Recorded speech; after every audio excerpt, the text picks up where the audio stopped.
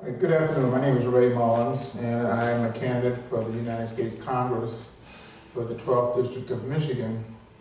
And this is my press conference to bring out some points that I hope the media will be interested in terms of this race. In the United States, there are 435 seats in Congress. It's a very historic body, and it goes down to the core of what our government is about.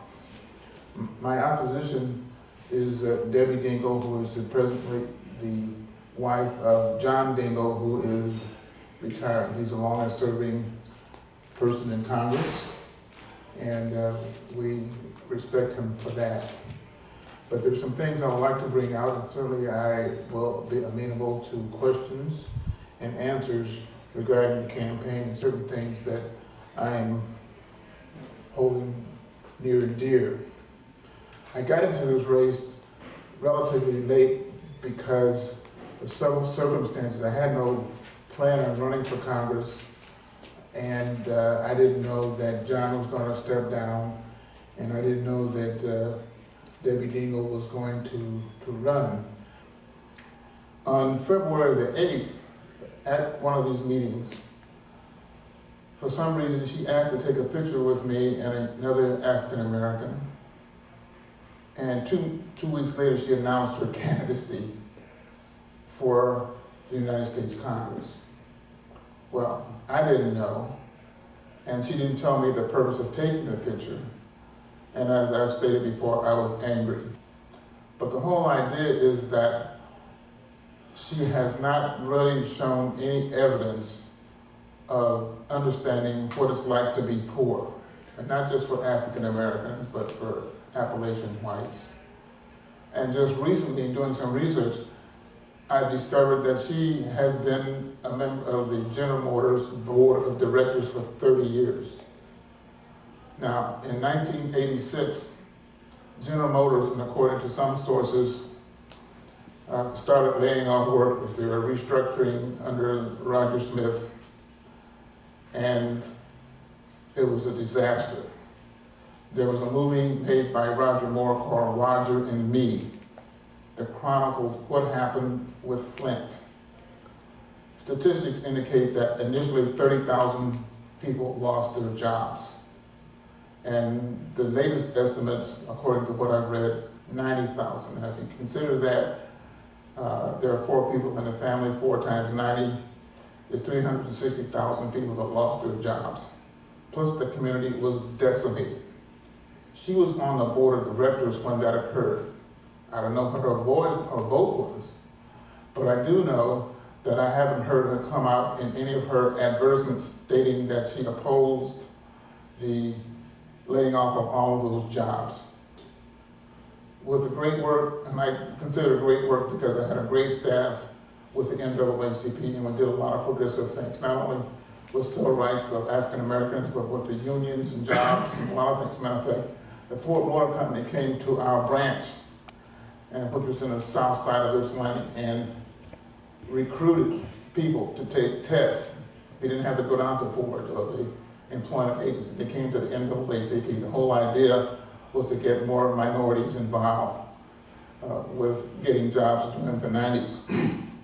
But on the other hand, in leading this organization, it was a struggle because we were advocating change.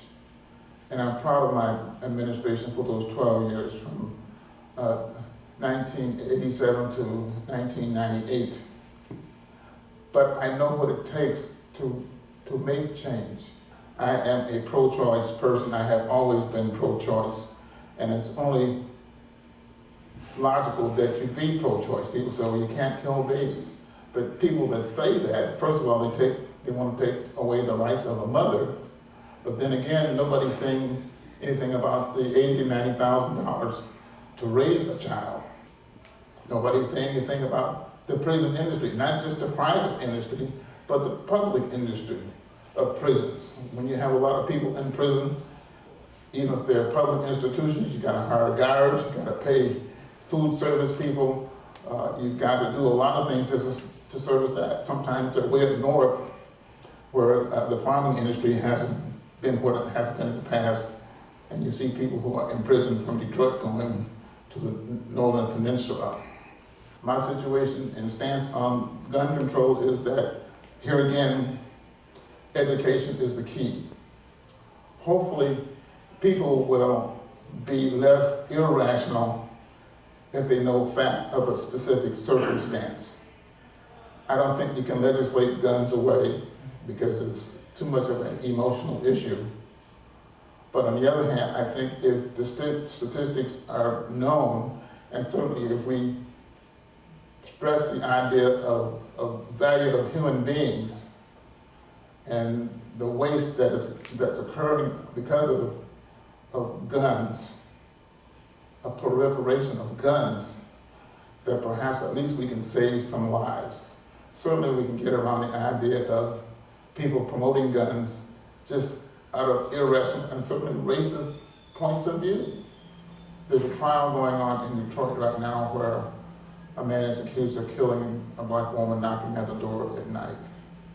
And then of course we had that situation where the motorist accidentally hit a child and he was beat up by the gangs. I mean, it's ridiculous. But who's paying any attention to that? I know I would. I think that's something that our leaders should be doing. I went to a conference last week in Detroit, and the question was raised, well, what about the city of Detroit and the suburbs? And they were talking primarily Oakland County and Macomb County. I was at that forum because part of the 12th district is in Wayne County.